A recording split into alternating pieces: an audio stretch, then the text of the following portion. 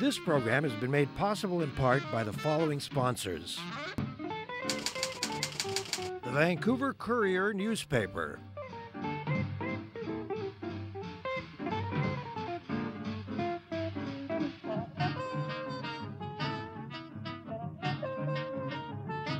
Vancouver lawyers Dumal and Boscovich.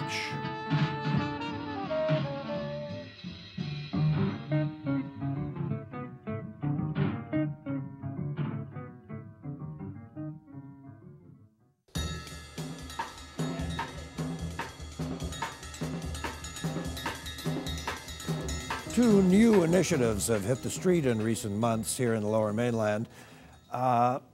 60,000 crack pipe kits are being distributed to people who use such things or apparently need such things.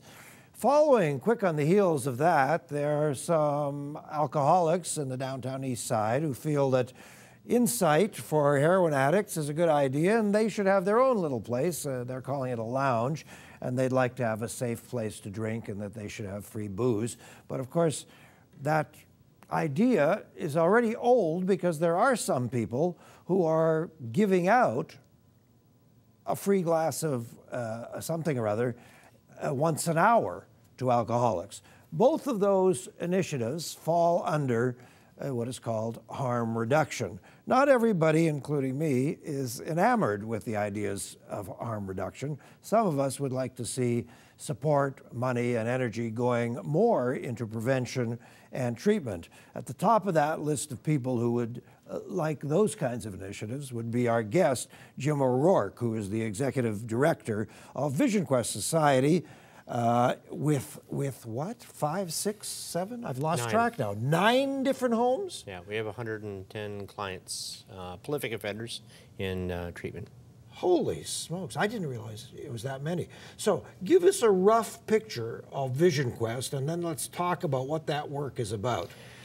Well, the VisionQuest was started earlier in '97. We started opening the first treatment center about 2004. We deal specifically with prolific offenders. We are abstinence-based only, which means no methadone. We won't show them how to use a needle, that sort of stuff. And we've been growing since then. And the reason we grow is because our success rate is about I don't know, 200 or 300 times the national average for recovery. We had a Christmas fundraiser in December, and I brought 12 of my clients there, and they went to different tables and they talked to the different people, lawyers, policemen, business people about what they do and how VisionQuest has helped them get clean and sober, stay clean and sober, get a set of teeth, you know, matriculate at school. You know, get into the right training program and get back into life. And out of those 12 people, they constituted about $70 million worth of property crime a year that they cost Canadian taxpayers. That's only 12 out of 110. Which they're no longer doing. They're no longer doing, and have not done anywhere from 1 year to 5 years. What does it cost you per person at VisionQuest? Well, it costs us about $980 a month. We get $560 a month from the provincial government. You say it costs you about 12 grand a year per person to provide abstinence-based treatment that puts people back on the street. Healthily, and working, paying taxes. Yeah. I don't think people who provide free heroin or free needles can claim any of that. Well, and it's interesting. Not that kind of a price. Well, they've yet to show me, or even like the last 2 or 3 times we've met or discussed it, about the people that have successfully gone through the program. The last time we talked about the alcohol program, I asked him, I said, point blank, I says, well, how many people have completed the program? He said, nobody, we're still studying. I said, how long has it been going on? He said, well, 3 years. I said, okay, that's good. 3 years. How many millions of taxpayers' money have we spent on that study? Well, they just got a new grant for $52,000 to study if giving alcohol to alcoholics is a good thing. So that's. I'm waiting, you know, and it's funny, you know. We talk about harm reduction, and we are the purest form of harm reduction. You walk in the door, there's no more harm because there's no more use. Right. We deal with the always that got them to use drugs and alcohol in the first place, like the social benefit or whatever happened to them earlier in life that caused them to go out and get drunk or get stoned to the point where they just wanted to check away from society. And we get them into a training career, and we get them, you know, a new set of teeth because they've all lost their teeth, you know, and get them going. Jim, how do you do it? What's the magic behind?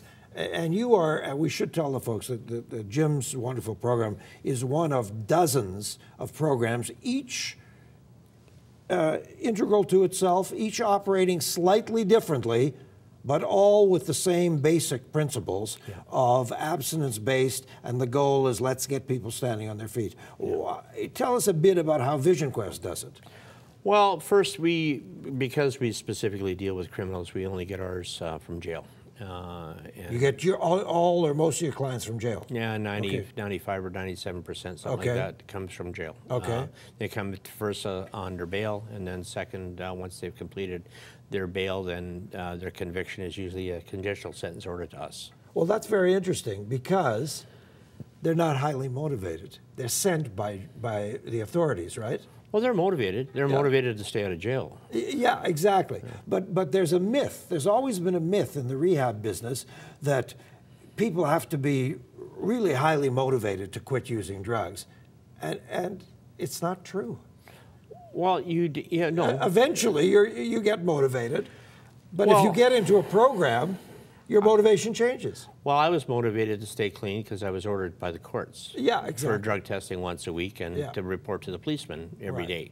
So that motivated me. The people that come to us are highly motivated because if they don't stay clean and sober, they go back to jail. So they have all the motivation in the world to stay out of jail. But they're not motivated by some pure, dreamy idea that it's a good thing to be a citizen and it's a good thing to be clean and sober. No, they want to stay out of jail. They want to stay out of jail, which is a perfectly good... That's a great motivation. It works in England. It works in Norway. It works, you know, in the other countries that do what they call almost like the forced recovery, which is what we do. You go to treatment in I think it's Denmark. You go in there, you do 1-year treatment. Now, they drug test you every week, and if you mess up, you go to 3 years jail. Ouch. So you could do 11 months, 28 days of treatment, blow hot, and go to day 1 of 3 years in jail. Yeah. And, you know, they have like a phenomenally huge success ratio. By the way, I just found out something shocking. I've been doing some therapy work at a local treatment center lately, and they told me, I have bagels every morning. And they told me that if you have bagels with poppy seeds, you could test positive. You'll test hot for opiates, That's funny. Well, that's we don't have in the house. Well, nobody tests me, so I'm going to keep having my bagels. Well, yeah, I'm a recovering addict, so I have to be careful. Like, I read all the labels. It's kind of like having a heart disease or you know, wherever. You've got to read the labels. I look, you'd be surprised how many different drugs, like, you know, in the cold medicines. Yes, of course. Ephedra is in just about everything. They go antihistamine, there's ephedra in there. Yeah. Well, that's a basic ingredient for crystal meth. So I know, because I've seen your work and we know each other, and I know how closely you monitor what's going on with your clients, but for the sake of our viewing audience, a guy named Bert comes in. He's sent by the prison or the court. What happens? What's his day like? What's the process for him? Well, he starts at 7 in the morning. He gets up. He gets woken up. He's got a half hour to get cleaned up and brush his teeth or tooth or whatever and get rolling and brush the teeth that he doesn't have yet. And clean up his room and get his stuff together and have breakfast and get ready for group by 9. So and he's checked at 7. He's checked again at 9. He's checked at 11 in the morning to make sure he's still there. He has lunch. He does his afternoon chore. He does a little, you know, workout area. Afternoon group session. He does that. He's checked to make sure he's attended there. Then he has dinner, and then he has to go to an AA or NA meeting, and he's checked to get. Okay, so let's just go back. 9 o'clock in the morning, he's at group. What does that mean? What happens in group? Well, group, he sits around and they have what they call a group counseling session. So where everybody comes in, they'll take the thought for today that we send out and they'll apply that to the daily life today. For example?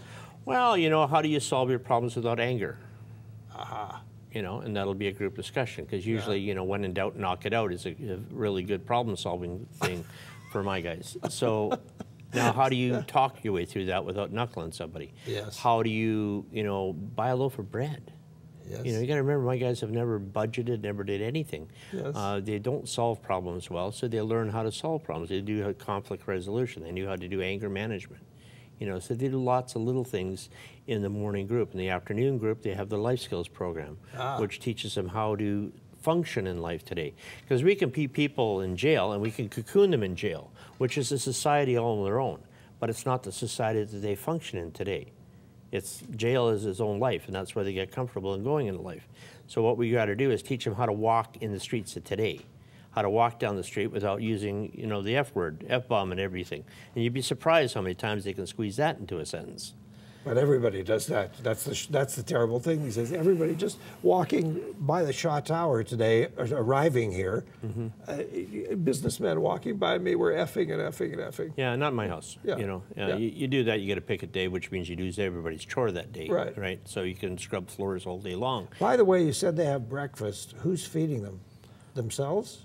Well, no, we have everybody doing it's chores? a chore. They have a chore. So one of your chores would be to be a breakfast cook, and one of them would be a lunch cook, and you rotate.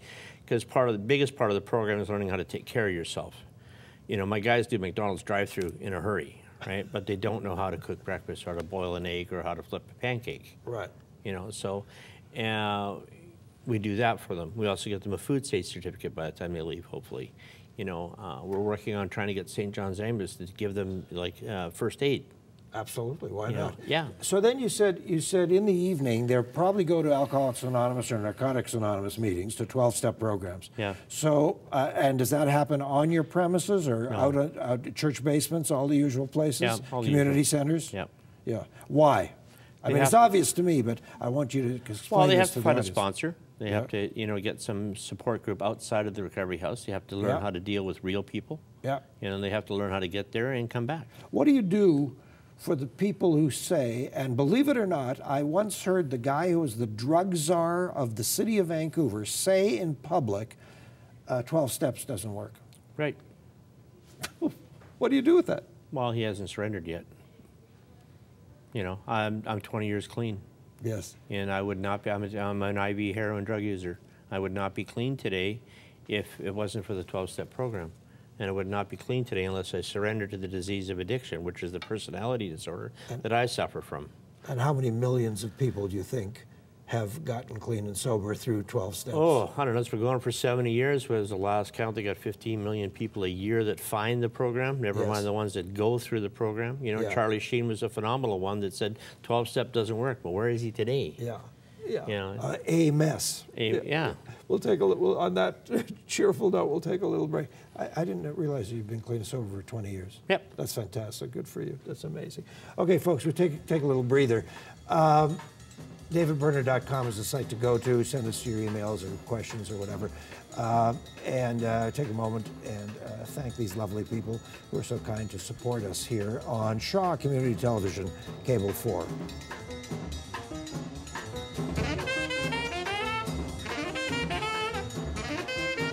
KCM Wealth Management.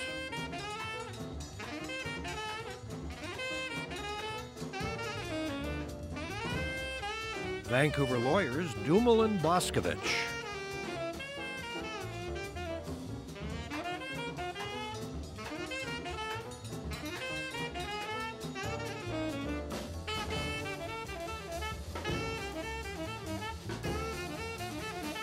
Vancouver Courier newspaper.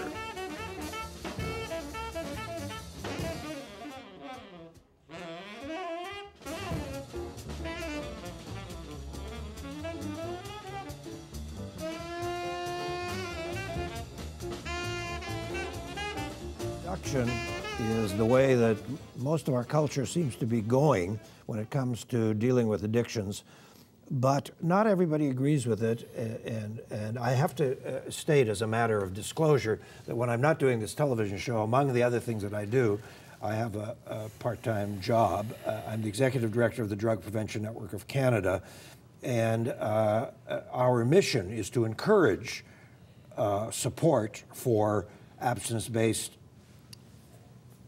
prevention and treatment, and that in 1967, I started the first residential treatment center, abstinence-based, for drug addicts and alcoholics in Canada, and that program is still continuing in Manitoba. So I'm very much a dyed-in-the-wool, let's get people clean and sober kind of guy, and I For me, Jim, our guest is Jim O'Rourke, who's the executive director of an amazing organization, VisionQuest Society. For me, the 12-step programs, Alcoholics Anonymous, is one of the greatest contributions to society that we've seen in the last century. I think it's an amazing contribution that Bill W. and Dr. whatever, the two of them, Dr. Bob, the two of them made. It's extraordinary, isn't it? Well, yeah, you know, there's a lot of people that got in there, you know. Yeah. And, you know, the 12 steps is non-denominational, but it is faith-based. You know, you can't find recovery till you find a higher power. You don't care who that higher power is, you got to find one. And we're pretty much the same way. Back in the day when they started, all the hospitals and all the insane asylums where they put alcoholics because they weren't going to get any better, Yep. and they were just going to live the rest of their lives in insane asylums were run by the Catholic Church, you know, and they let them in because they were tired of locking people up. Yeah. You know, they were desperate looking for something. Now, somewhere down the line, 70 years later, we've decided that we know better.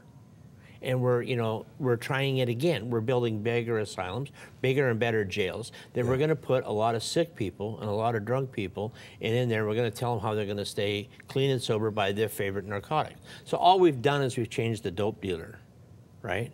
We're not supporting Colombia or Afghanistan anymore.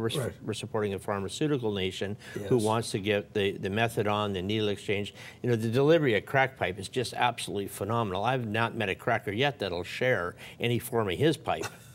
You know, so the spread of disease through that, I'm waiting for them to tell me how that worked. I know Alberta flushed it. Yes. Because it didn't stop any spread of any diseases. Have you ever heard one instance, one example of somebody from Insight being sent to treatment? Do you know of anybody who's gone to treatment? Well, I've got a couple of them that after they broke the law, they went to jail and they came back to visit me because, you know, I've got a captive audience. But you don't know, because I don't know, and I'm in this business, as you are. I don't know of one human person with a name that's been sent from Insight or from Needle Exchange to treatment programs. No. I haven't heard of one. No. Yeah. So why do people say treatment doesn't work? What's that about? Well, it says in the text, some will die so others will get it. The ones that didn't get it died, you know, and they say, well, you know, because Johnny didn't get it, it doesn't work. Well, didn't get it today. I have friends of mine.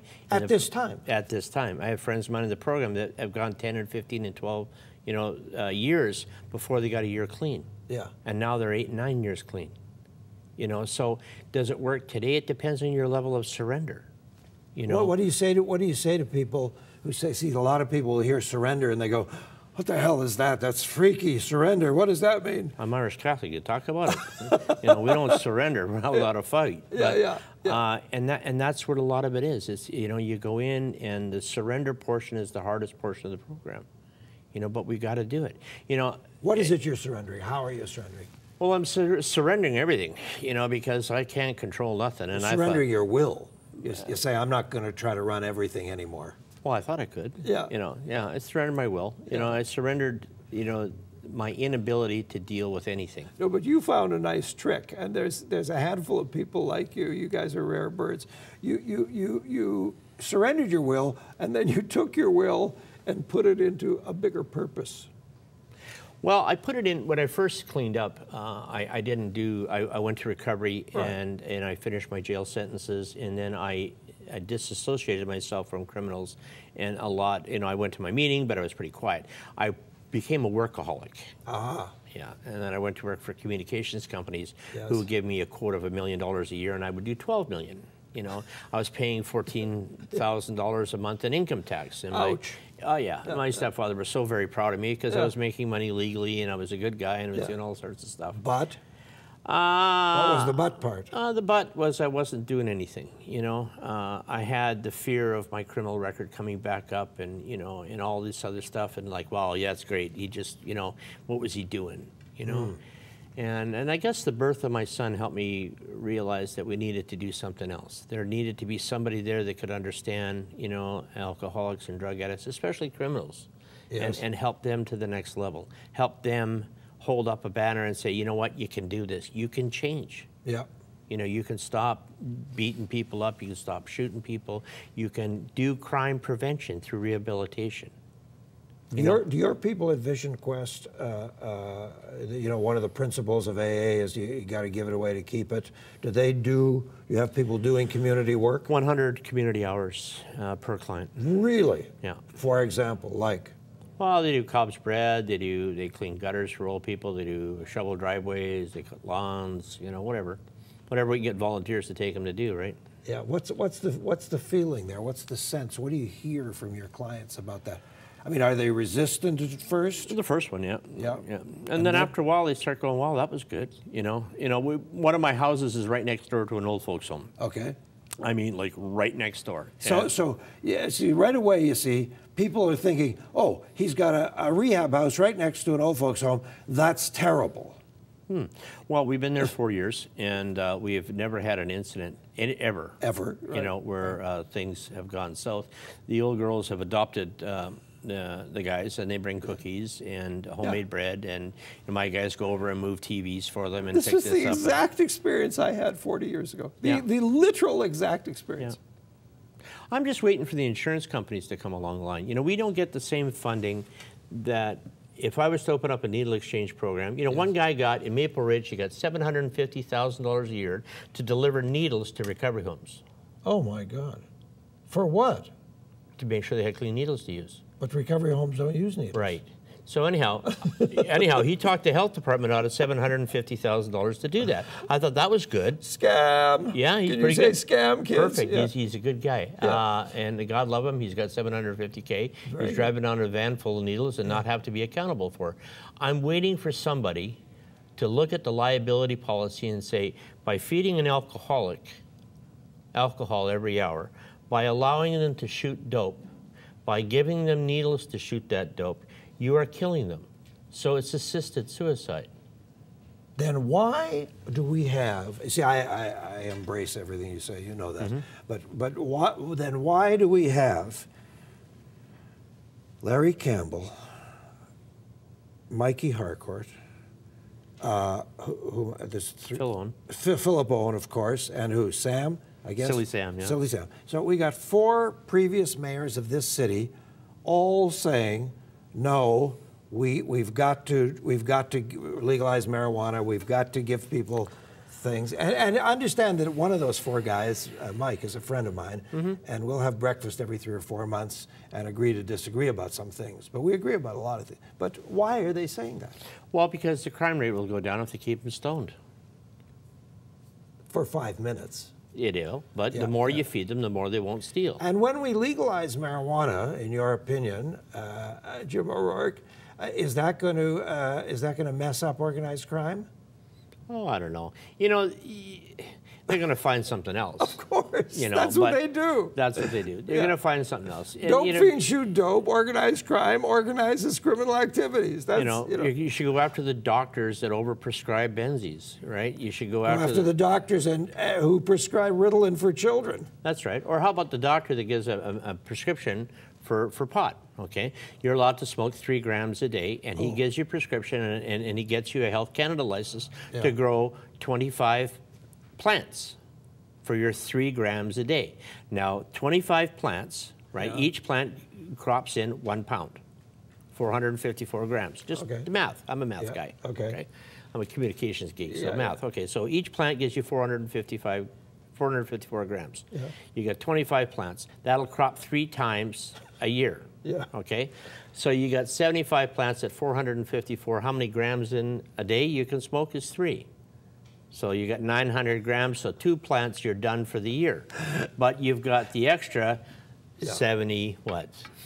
Yeah, and if I set up a grow-op in my new apartment, I guess Hydro will notice that I'm using a lot of electricity? But I got a pot license, though. Oh, then it's okay. Life is good. I just pay the license. Okay. You've got 100 and what? 130? 110. 110 people, all male? No, we have 18 women in the house. Are you going to expand that? You're going to get some more women? Well, yeah, right now it's finances, right? So it's donations. We rely heavily on donations. All adults? Oh, yes, yeah. But what's the youngest? I mean, 18. Why? That's their adult court now. Okay. Okay.